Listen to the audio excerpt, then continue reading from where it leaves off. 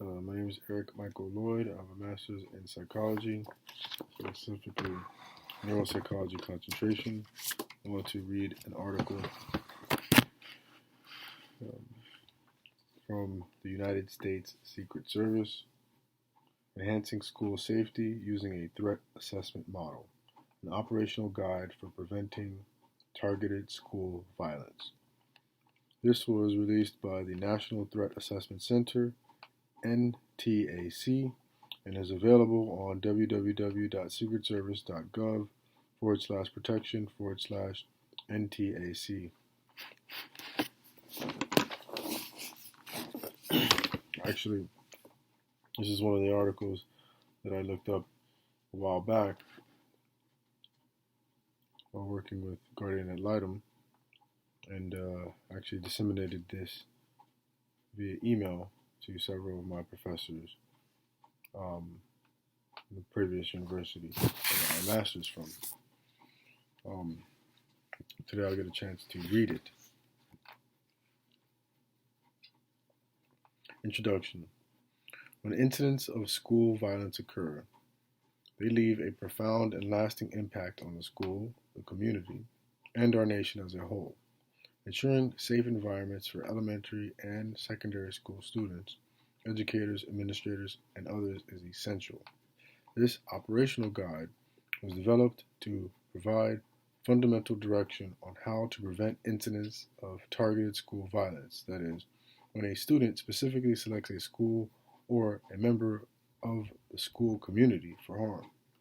The consent in this guide is based on information developed by the U.S. Secret Service Protective Intelligence and Assessment Division, National Threat Assessment Center, NTAC. Over the last 20 years, NTAC has conducted research, training, and consultation on threat assessment and the prevention of various forms of targeted violence. Actually, now that I think about it, I think I actually sent this article. The timing that I sent this article was probably not the best. I sent it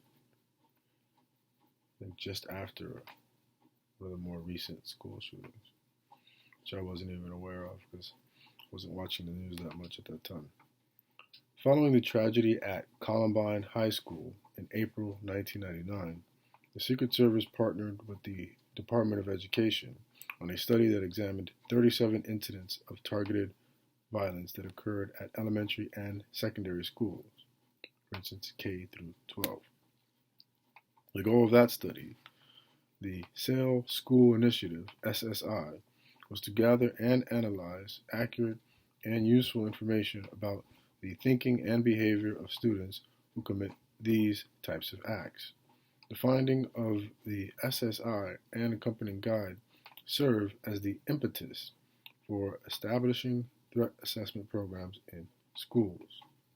In 2008, the agencies collaborated again and released a report that further explored one of the key SSI findings, namely that prior to most attacks, though other students had information about the attackers' plans, most did not report their concerns to an adult. The findings of this report, known as the bystander study, highlighted the importance of creating safe school climates to increase the likelihood that students will speak up in order to prevent an attack. The information gleaned from these studies underscores the importance of establishing a threat assessment process in schools to enhance proactive targeted violence prevention efforts. The goal of a threat assessment is to identify students of concern, assess their risk for engaging in violent or other harmful activities, and identify intervention strategies to manage that risk. This guide provides actionable steps that schools can take to develop a comprehensive targeted violence prevention plan and create processes and procedures for conducting threat assessments on their campus. These steps serve as minimum guidelines and may need to be adapted for a particular school or district's unique resources and challenges. For institutions that already have a prevention plan or threat assessment capabilities in place, these guidelines may provide additional information to update existing protocols or to formalize the structures of reporting, gathering information, and managing risk. When establishing threat assessment capabilities within K through 12 schools, keep in mind that there is no profile of a student attacker. That part is in bold. There have been male and female attackers, high achieving students with good grades, as well as poor performers. These acts of violence were committed by students who were loners and socially isolated, and those who were well liked and popular. Rather than focusing solely on students' personality traits or school performance, we can learn much more about a student's risk for violence by working through the threat assessment process, which is designed to gather the most relevant information about the student's communications and behaviors, the negative or stressful events the student has experienced, and the resources the student possesses to overcome these setbacks and challenges. Creating a comprehensive, targeted violence prevention plan. Ensuring the safety of our schools involves multiple components, including physical security, emergency management, and violence prevention efforts in the form of a threat assessment process. This process begins with establishing a comprehensive, targeted violence prevention plan. The plan includes forming a multidisciplinary threat assessment team, establishing central reporting mechanisms, identifying behaviors of concern, defining the threshold for law enforcement intervention, identifying risk management strategies, promoting safe school climates, and providing training to stakeholders. It can also help schools mitigate threats from a variety of individuals, including students, employees, or parents. The guide provides basic instructions for schools on creating a targeted violence prevention plan, the focus of which is to decrease the risk of students engaging in harm to themselves or the school community. These recommendations serve as the starting point of a path to implementation that will need to be customized to the specific needs of your school, your student body, and your community. When creating these plans, schools should consult with legal representatives to ensure that they comply with any applicable state and federal laws or regulations. Step 1. Establish a multidisciplinary threat assessment team. The first step in developing a comprehensive, targeted violence prevention plan is to establish a multidisciplinary threat assessment team, hereafter referred to as the team, of individuals who will direct, manage, and document the threat assessment process. The team will receive reports about concerning students and situations, gather additional information, assess the risk posed to school community, and develop intervention and management strategies to mitigate any risk of harm. Some considerations for establishing a team include some schools may pool their resources and have a single team that serves an entire district or county, while other districts may choose to have a separate team for each school. Teams should include personnel from a variety of disciplines within the school community, including teachers, guidance counselors, coaches, school resource officers, mental health professionals, and school administrators. Multidisciplinary nature, the multidisciplinary nature of the team ensures that varying points of view will be represented and that access to information and resources will be broad. The team needs to have a specifically designated leader. This position is usually occupied by a senior administrator within the school. Teams should establish protocols and procedures that are followed for each assessment, including who will interview the student of concern, who will talk to classmates, teachers, or parents, and who will be responsible for documenting the team's efforts. Established protocols allow for a smoother assessment process as team members will be aware of their own roles and responsibilities, as well as those of their colleagues. Team members should meet whenever a concerning student or situation has been brought to their attention, but they should also meet on a regular basis to engage in discussions, role play scenarios, and other team building and learning activities. This will provide members of the team with opportunities to work together and learn their individual responsibilities so that when a crisis does arise, the team will be able to operate more easily as a cohesive unit. Meet on a regular basis. While the information in this guide refers to this group as a treatment assessment team, schools can choose an alternative name. For example, some schools have opted to use the label assessment and care team to encourage involvement from those who might be concerned about a student and to focus on getting a student access to needed resources and supports. Other schools have chosen to refer to this group as a behavioral intervention team to focus on a spectrum of concerning behaviors that a student may be exhibiting.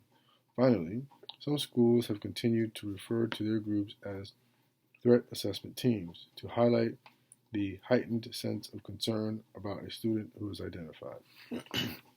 Step 2. Define prohibited and concerning behaviors. Schools need to establish policies defining prohibited behaviors that are unacceptable and therefore warrant immediate intervention. These include threatening or engaging in violence, bringing a weapon to school, bullying or harassing others, and other concerning or criminal behaviors. Keep in mind that concerning behaviors occur along a continuum. School policies should also identify behaviors that may not necessarily be indicative of violence, but also warrant some type of intervention. These include a marked decline in performance, increased absenteeism, withdrawal or isolation, sudden or dramatic changes in behavior or appearance, drug or alcohol use, and erratic, depressive, and other emotional or mental health symptoms. If these behaviors are observed or reported to the team, schools can offer resources and supports in the form of mentoring and counseling, mental health care, tutoring, or social and family services. The threshold for intervention should be relatively low so that teams can identify students in distress before their behavior escalates to the point that classmates, teachers, or parents are concerned about their safety or the safety of others. It is much easier to intervene when the concern is related to a student's struggle to overcome personal setbacks, such as a romantic breakup, than when there are concerns about threats posted to others. During the assessment process, teams may identify other concerning statements and actions made by the student that may not already be addressed in their policies. Gathering information about these barriers will help the team assess whether the student is at risk for attacking the school or its students and identify strategies to mitigate that risk. Step 3. Create a central reporting mechanism. Students may elicit concern from those around them in a variety of ways. They may make threatening or concerning statements in person, online, or in text messages. They may engage in observable risky behavior, or they may turn in assignments with statements or content that is unusual or bizarre. When this occurs, those around the student need a method of reporting their concerns to the team. Schools can establish one or more reporting mechanisms, such as an online form posted on the school website, a dedicated email address or phone number, smartphone application platforms, or another mechanism that is accessible for a particular school community. Students, teachers, staff, school resource officers, and parents should be provided training and guidance on recognizing behaviors of concern, their roles and responsibilities in reporting the behavior, and how to report the information. Teams need to be sure that a team member proactively monitors all incoming reports and can respond immediately when someone's safety is concerned. Regardless of what method schools choose to receive these reports, there should be an option for passing information anonymously, as students are more likely to report concerning or threatening information when they can do so without fear of retribution for coming forward. The school community should feel confident that team members will be responsive to their concerns and that reports will be acted upon, kept confidential, and handled appropriately. Reports will be acted upon. Many reporting mechanisms employed by K 12 schools resemble nationwide criminal reporting apps. The online and phone reporting capabilities of these types of apps allow individuals across the country, including students, parents, and teachers, to report crimes and other concerning behaviors in their communities and schools. Some reporting mechanisms are developed specifically for use by students in K 12 school settings. These programs allow students, parents, and teachers to anonymously report threats, bullying, and other situations that make them feel unsafe or fear for the safety of a peer to trained experts who respond appropriately. Step 4. Determine the threshold for law enforcement intervention.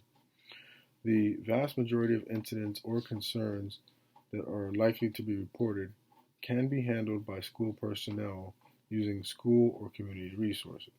For example, the most common types of reports submitted to Safe to Tell Colorado during the 2016-2017 school year were related to suicide, bullying, drugs, cutting, self-harm, and depression. Some of these common reports may not require the involvement of law enforcement.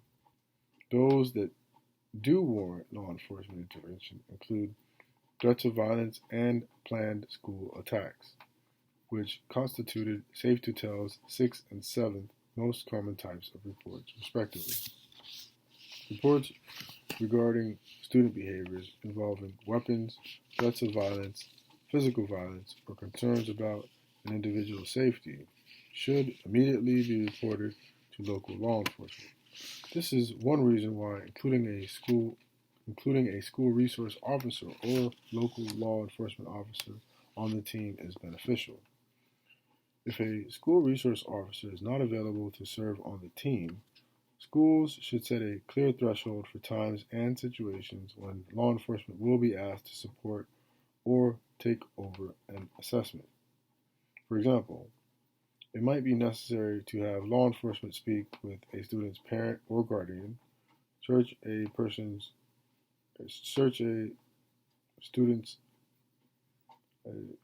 student's person or possessions, or collect additional information about the student or a situation outside the school community during the assessment.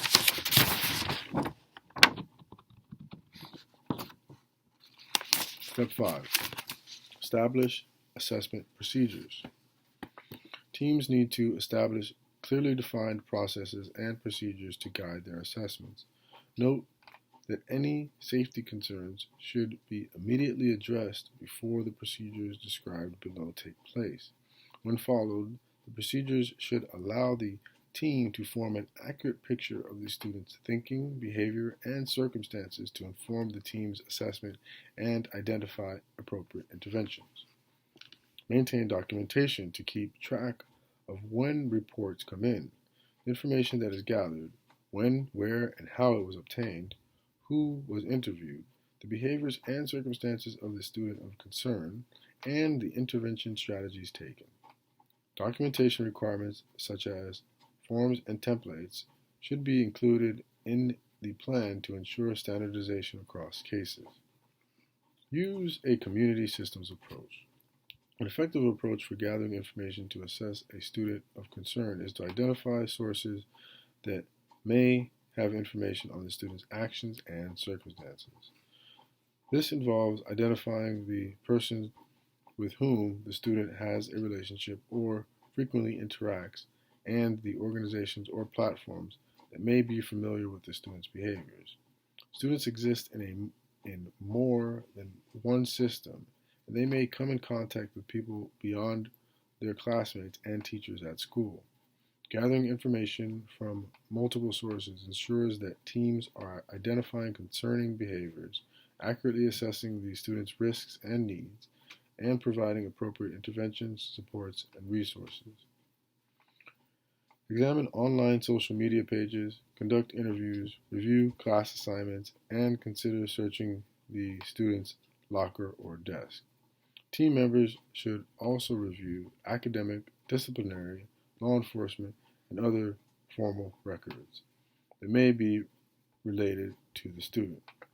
When reviewing school records, be sure to determine whether the student has been the subject of previous reports to school officials, especially if the student has a history of engaging in other concerning or threatening behaviors.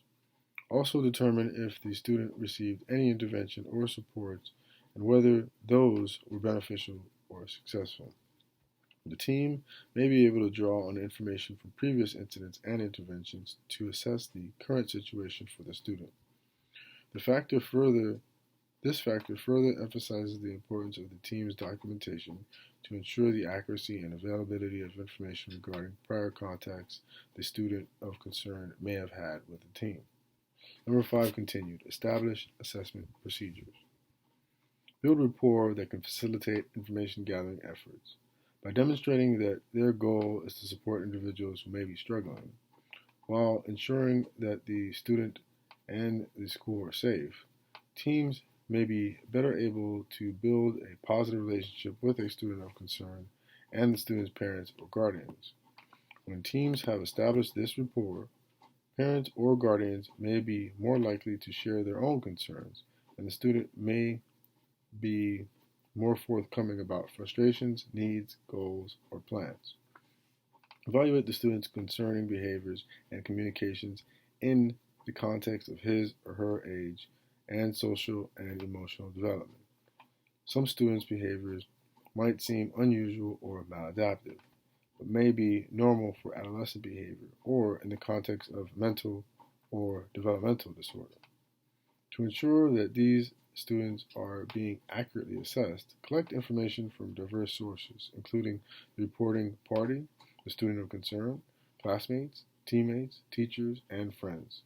Consider whether those outside their immediate circle, such as neighbors or community groups, may be in the position to share information regarding observed behaviors.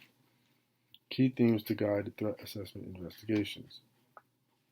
U.S. Secret Service research identified the following themes to explore conducting a threat assessment investigation: the student's motives and goals, concerning unusual or threatening communications, inappropriate interest in weapons, school shooters, mass attacks, or other types of violence, access to weapons, successful events such as setbacks, challenges, or losses, impact of emotional and developmental issues, evidence of desperation, hopelessness, or suicidal thoughts and gestures, whether the student views violence as an option to solve problems, whether others are concerned about the student's statements or behaviors, capacity to carry out an attack, evidence of planning for an attack, consistency between the student's statements and actions, protective factors such as positive or pro-social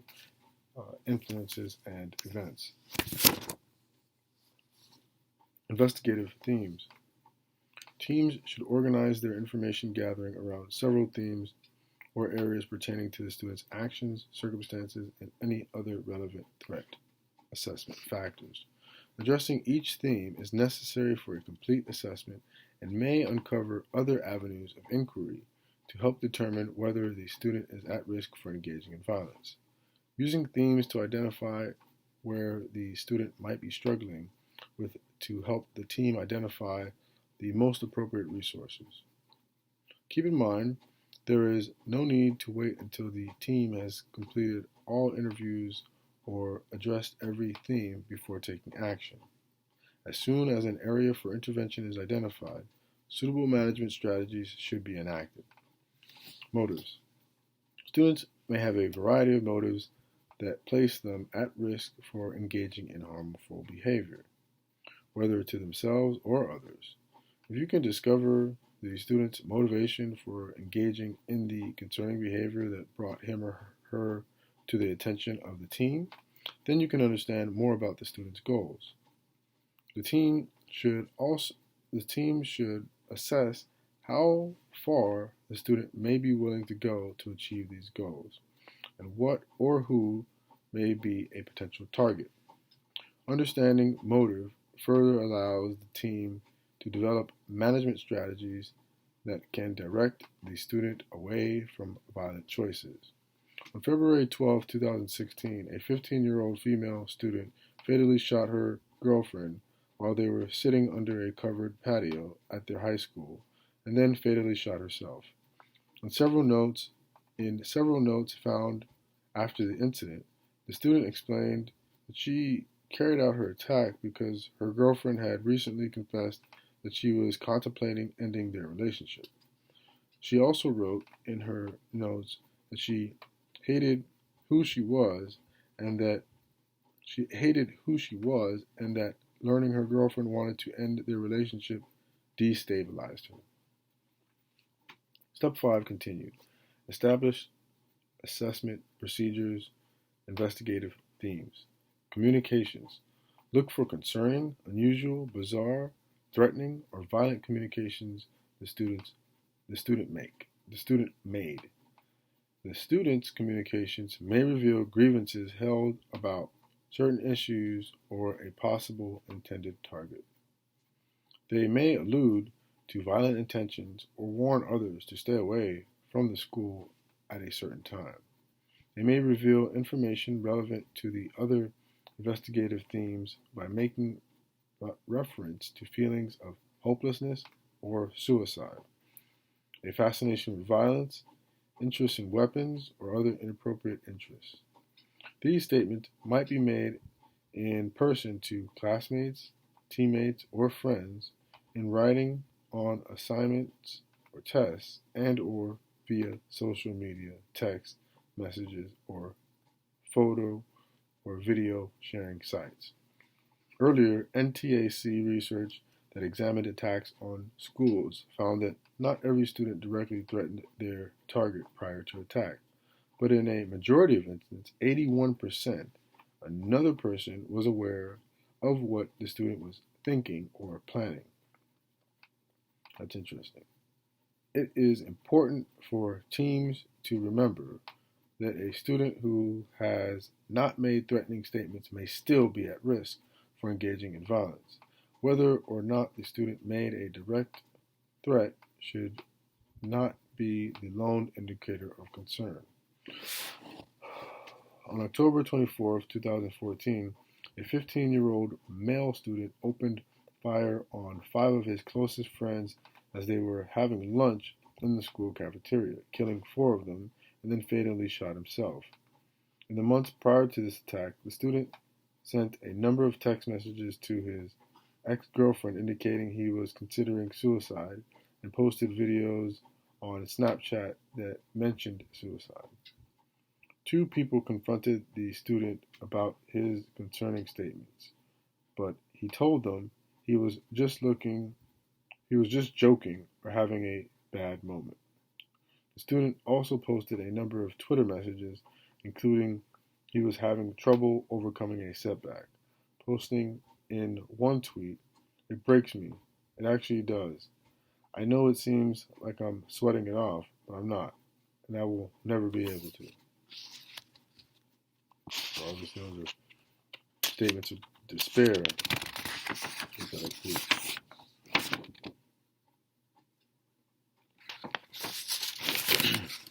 Inappropriate interests. Gather information about whether the student has shown an inappropriate or heightened interest in concerning topics such as school attacks or attackers, mass attacks, or other types of violence. Not me, because I'm the one reading this. These interests might appear in the student's communications, the books the student reads, the movies the student watches, or the activities the student enjoys. The context of the student's interest is an important factor to consider. For example, A student's interest in weapons may not be concerning if the student is a hunter or is on the school's rifle team, with no evidence of inappropriate or unhealthy fixation on weapons. In other situations, the context surrounding a student's interest in weapons could be of concern. For example, if a student is fixated on past school shooters or discusses what firearm would be best to use in a mass attack. On October 21st, 2013, a 12-year-old male student took a handgun to his middle school and opened fire, injuring 2 classmates and killing a teacher. He then fatally shot himself. In the months leading up to his attack, the student conducted numerous internet searches for violent material and content, including Top 10 Evil Children, Super Columbine Massacre role-playing game, Shoot, Guns, Bullets, Revenge, Murder, School Shootings, and Violent Game. He also searched for music videos of and songs about school shootings. On his cell phone, the student had saved photos of his violent war scenes and images of Columbine High School shooters. He also enjoyed playing video games, doing so for several hours each night. Of his 69 video games, 47 were first-person shooter or similar games. Weapons access. In addition to determining whether the student has any inappropriate interest or fascination with weapons, the team should assess whether the student has access to weapons. Because many school attackers used firearms acquired from their homes, consider whether the family keeps weapons at home or if there is a relative or friend who has weapons. Sometimes parents who keep weapons at home incorrectly assume that their children are unsafe of where they are stored or how to access them. If there are weapons in the home, the team should determine if they are stored appropriately and if the student knows how to use them or has done so in the past. The team should also remember that firearms are not the only weapons to be concerned about. Even though many school attackers have used firearms in carrying out their attacks, explosives, incendiary devices, bladed weapons, or combinations of these weapons have been used in past attacks. On April 29, 2014, a 17-year-old male student was arrested after a concerned citizen called the police when she observed the student acting suspiciously around a storage unit and thought he might be attempting to break into one. Responding officers discovered bomb-making material and other weapons inside the unit the student had asked a friend's mother to rent for him. The student later confessed to an extensive plot that involved murdering his parents and sister, setting a diversionary fire, planting explosive devices at his high school, targeting students and school resource officers for harm, and engaging in gunfire with responding police officers before committing suicide. The student admitted that at some point he became fascinated with chemicals, explosives, and weapons and began researching how to build his own explosive devices. He created his own channel on YouTube to post videos that showed him detonating his devices and included a written commentary about each video. Step number 5, continued. Establish assessment procedures. Investigative themes. Stressors. All students face stressors such as setbacks, losses, and other challenges as part of their lives. While many students are resilient and can overcome these situations, for some, these stressors may become overwhelming and ultimately influence their decision to carry out an attack at school. Gather information on stressors the student is experiencing, how the student is coping with them, and whether there are supportive friends or family who can help the student overcome them. Assess whether the student experienced stressors in the past that are still having an effect, such as a move to a new school, and whether there might be additional setbacks or losses in the near future, like a relationship that might be ending. Stressors that can occur in all areas of a student's life, including school with including at school with coursework, friendships, romantic relationships, or teammates, or outside with school parents, siblings, or at jobs. Many students can experience bullying, a stressor which can take place in person at school or online at home. Teams should intervene and prevent bullying and cyberbullying of a student who has been brought to their attention. More broadly, administrators should work to address any concerns regarding bullying school-wide and ensure their school has a safe climate for all students. On November 12, 2008, a 15-year-old female student fatally shot a classmate while students were changing classes. The attacker fled to a restaurant across the street from her high school and phoned 911 to turn herself into the police. Prior to her attack, she faced a number of stresses in her life, mostly outside of school. As an infant, her college-age parents abandoned her, and she was raised largely by her grandparents. At the age of 6 years, she was sexually molested by a family member, and at age 12, she was raped by an uncle. She did have some contact with her birth parents, but her mother was reportedly abusive and suffered from severe mental illness, and her father began serving a 25-year prison sentence for murder around the time she was 14 years old. At her high school, she was lonely, appeared to struggle to connect with others, and had behavioral problems. Emotional and developmental issues. Anxiety, depression, thoughts of suicide, and other mental health issues are important factors to consider when conducting an assessment. Keep in mind that students with emotional issues or development disorders might behave in a way that is maladaptive, but might not be concerning or threatening because the behavior is a product of their diagnosis. Behaviors exhibited by a student with a diagnosed disorder need to be evaluated in the context of that diagnosis and the student's known baseline of behavior. If the student is experiencing feelings related to a diagnosable mental illness, such as depression, then the team needs to consider the effect of these feelings on their behaviors when assessing the student's risk of engaging in harm to self and others. On January 18, 1993, a 17-year-old male student fatally shot his English teacher and a school custodian at his high school and held classmates hostage before surrendering to police.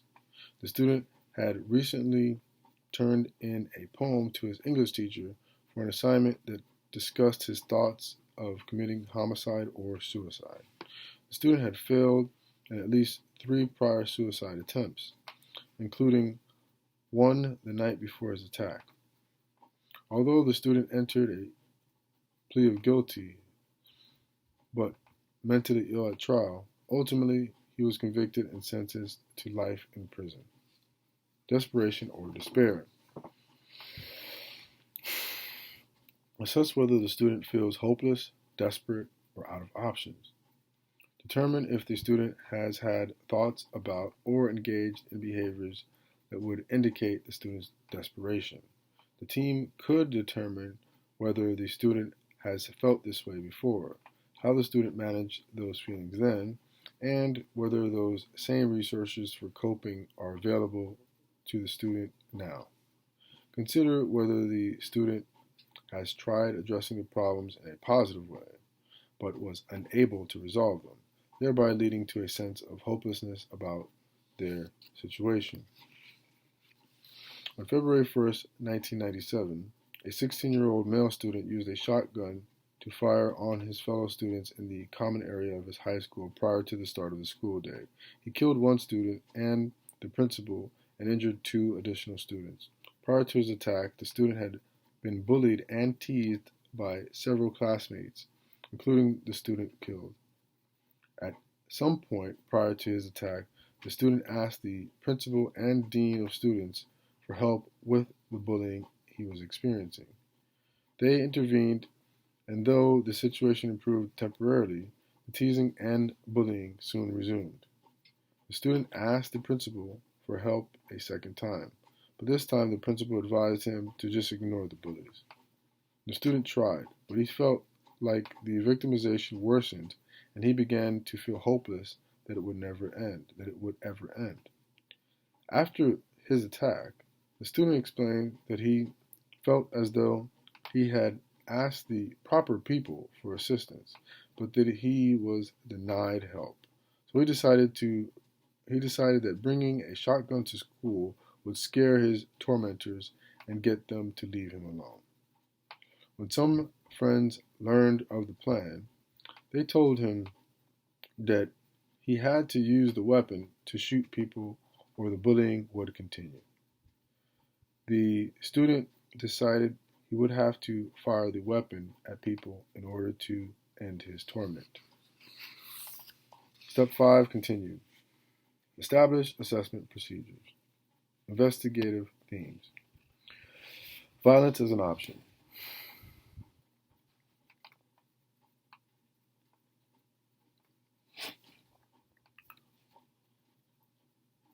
That's one of the things that are assessed in any intake. Some students who are feeling hopeless and out of options may think violence is the only way to solve a problem or settle a grievance. The team should look to see whether the student thinks violence is acceptable or necessary, if the student has used violence in the past to address problems, and whether the student has thought of alternative ways to address the grievances. The team should also assess whether peers or others support and encourage the student to use violence as a means to an end.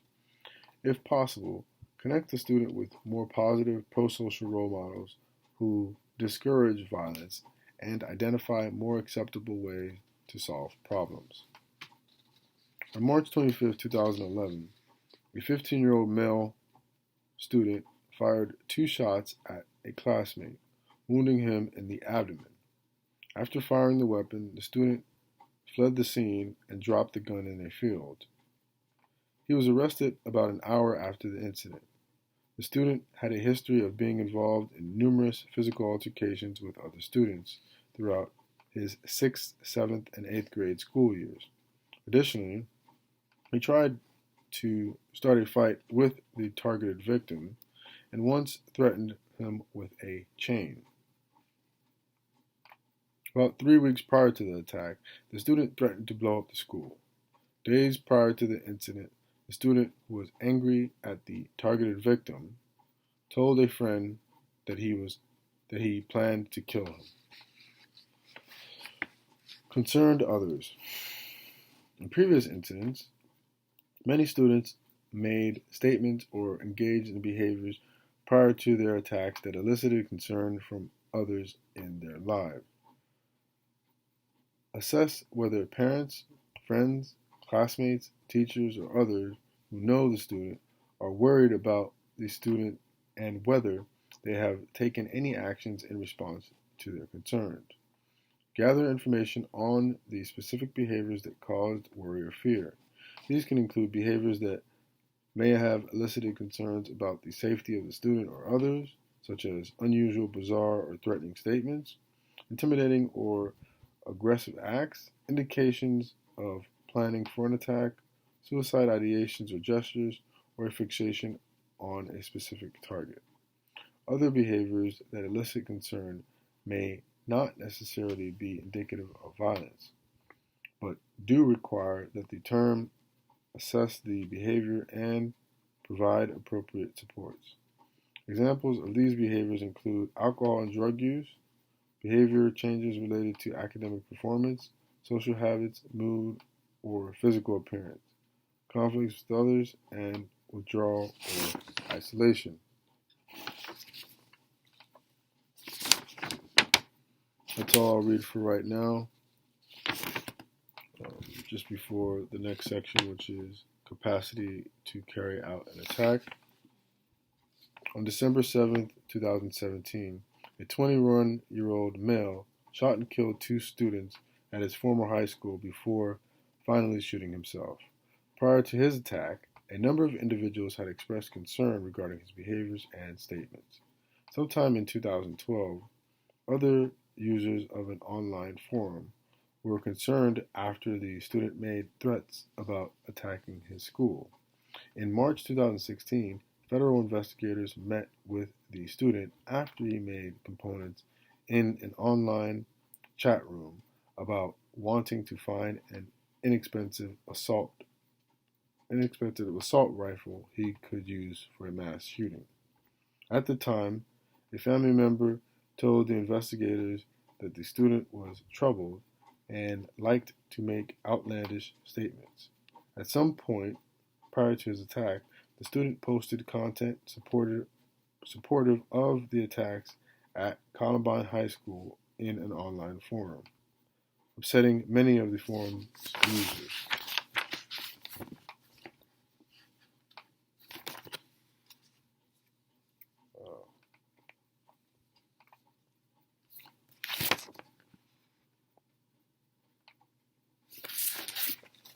As a matter of fact, I'll read the last part up to step 5, continuing. I'll read that in the next video. Once again, this is Eric Michael Loyd. Thank you for your time.